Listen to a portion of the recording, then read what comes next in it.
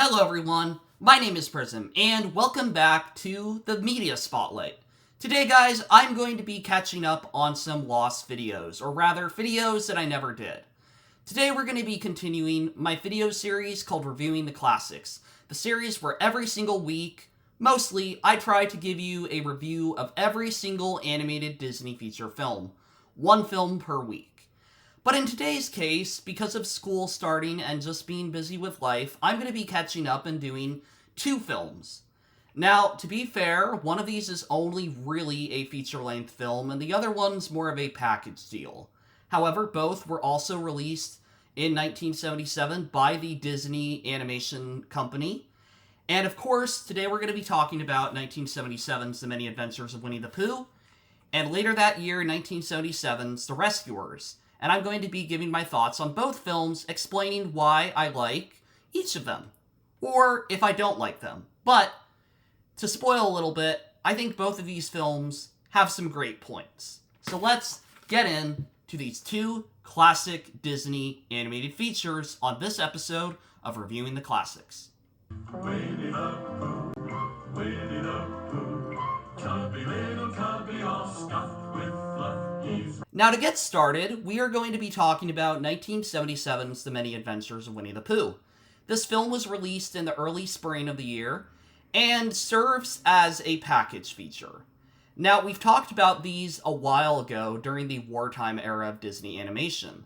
This was a time period where resources were low and Disney was just trying to stay afloat, giving their animators work to do. And so, they made a bunch of feature films that were just compilations of sorts. These could be tours of locations, these could be music set to animation, or these could be little fables like Mickey and the Beanstalk. I've obviously expressed my gripes and my praises with each of these films, but now we're in the 1970s. Disney Animation has just lost its creator, Walt Disney, in 1967, and for the past few years has been making quite a few lesser effort films. I may praise their stories, but I may also criticize their animation, and I think this film is probably one of the worst cases of that. The Many Adventures of Winnie the Pooh, in my honest opinion, is probably the laziest Disney animated film ever made. Now, I should say, I don't hate this movie. And it's not lazy because it's a Winnie the Pooh feature film. What's lazy about it is how this was constructed. So, to go back a little bit, A.A. Mills, a children's author, wrote the Winnie the Pooh stories for his son, turning them into books, and eventually Walt Disney, the legendary man himself, would get the rights and turn these into animated shorts.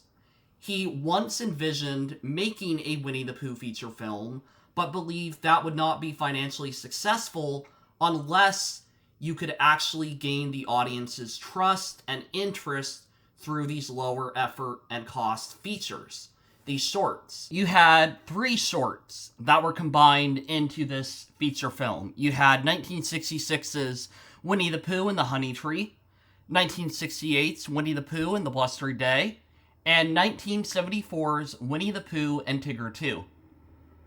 And in 1977, Disney Animation will fulfill their creator's wish of making a Winnie the Pooh feature, but I truly wonder if they would have been so lazy with the effort if he was still around. Instead of creating an organic, original, feature-length tale, what they did was they took all 3 of these shorts, all 4 if you look at a later print of the film, and they stitched them together with brief bits of animation in between. Nothing changed. It was just 3 shorts with a little bit in the middle and an ending, and that was it. That was the entire project, and to say it was a financial success is true. It did actually gain a lot of money at the time, and it was a successful effort from the Disney Animation team. And you can understand it from that perspective of this is a really good idea, people like these characters, and this is a great opportunity for parents to show their kids who might have missed out on the shorts when they were younger. However, I should also note that this is 2026 when I'm reviewing this. And so, going into it with that lens of did I like it as a movie, I liked it because they're great shorts. I honestly don't have really any problems with any of them. I think they're just a perfect bit of innocence and Disney charm. All three of the shorts are so simple, they're so basic and generic, but they're all done with such earnestness and just simplicity. They aren't trying to be dumb to kids, but they're also just fun for adults and kids. What am I trying to say? Well, I just really like all three of the shorts. I think if I had to put one as my least favorite, it would probably be Tigger 2. But still, I think it's a great short. It's just my least favorite out of all three. And I really like all three of the shorts. I think they tell fun little stories about Winnie the Pooh and the 100-Acre Wood. But I don't like that production time and money was used to just give audiences the same shorts. That feels really lazy. It doesn't feel like a necessity because they're low on cost. It feels just like a smart marketing ploy that I honestly don't think would work in the modern day. Because if you did this nowadays, everyone would have the shorts on physical media. Everyone would have seen them. And people will talk about how it's just a lazy effort online. But because this is the 1970s, no one really cared. But if you look at it from that perspective, I think it's a fine film. There's nothing really ambitious about it, but it's just a fun little cute feature. But as someone who wants to review it as an honest piece of Disney animation, I found it rather disappointing, and honestly, I think a 3 out of 10. I just didn't like it, I thought it was lazy, but I think the shorts, each of them would get a strong 8 to 10 out of 10. I liked all of them, I didn't like how they were used in a feature. But that's the many adventures of Winnie the Pooh. Now, let's talk about the Disney Animation team's other effort in 1977.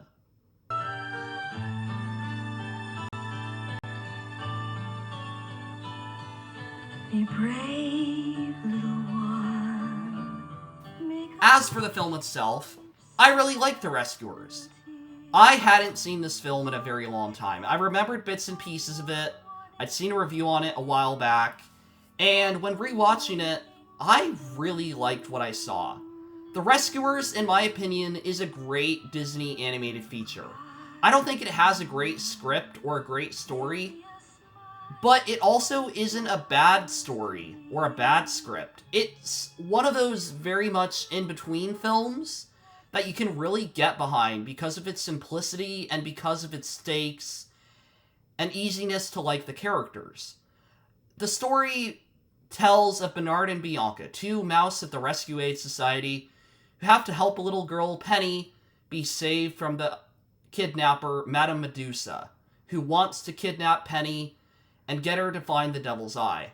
But of course, the two mice get involved, and their quest is to save Penny and save the day, and eventually rat out Madame Medusa from the swamps.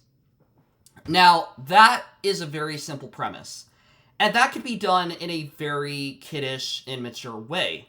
Like, oh no, it's a cute little mouse. Oh no, it's a cute girl. Oh no, we have to make this kid friendly. But The Rescuers is still a Disney animated feature, and it's still a film that is trying to be appealing to audiences and be part of the 1970s and 80s.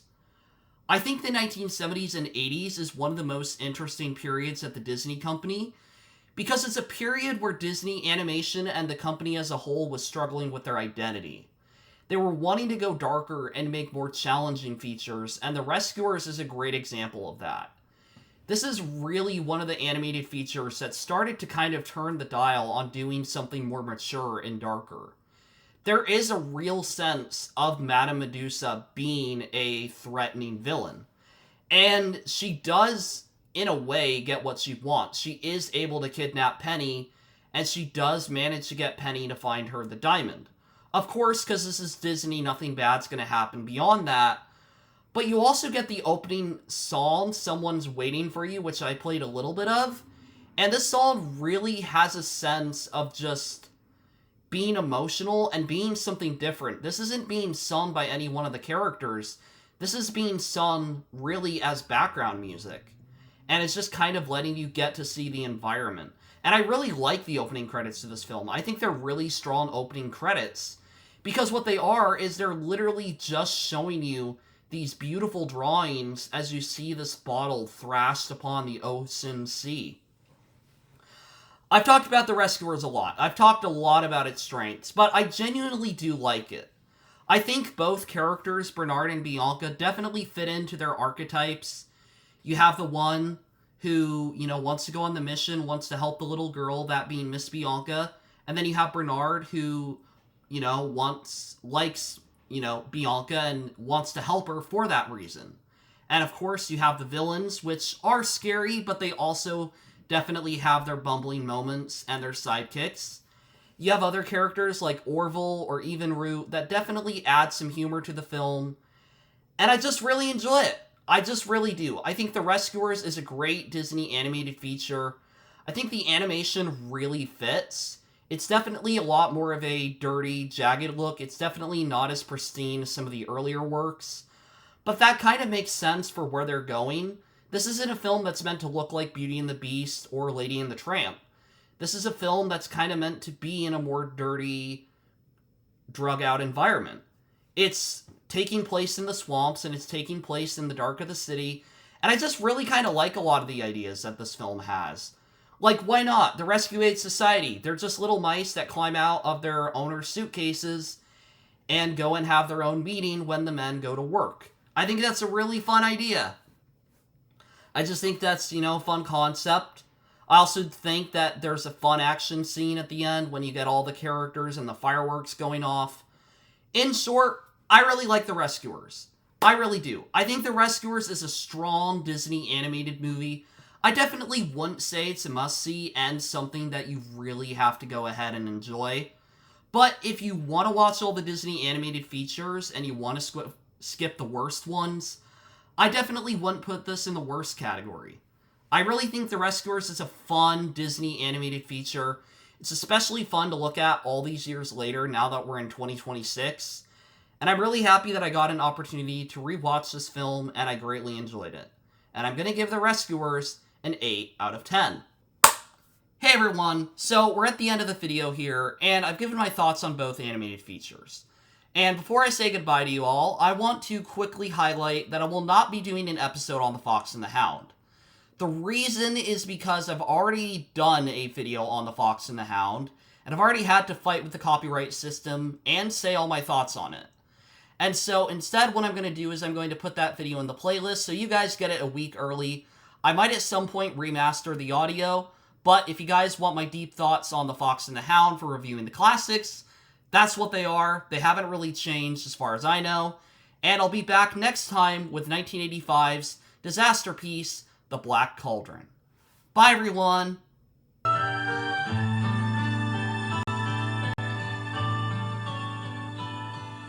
Be brave, little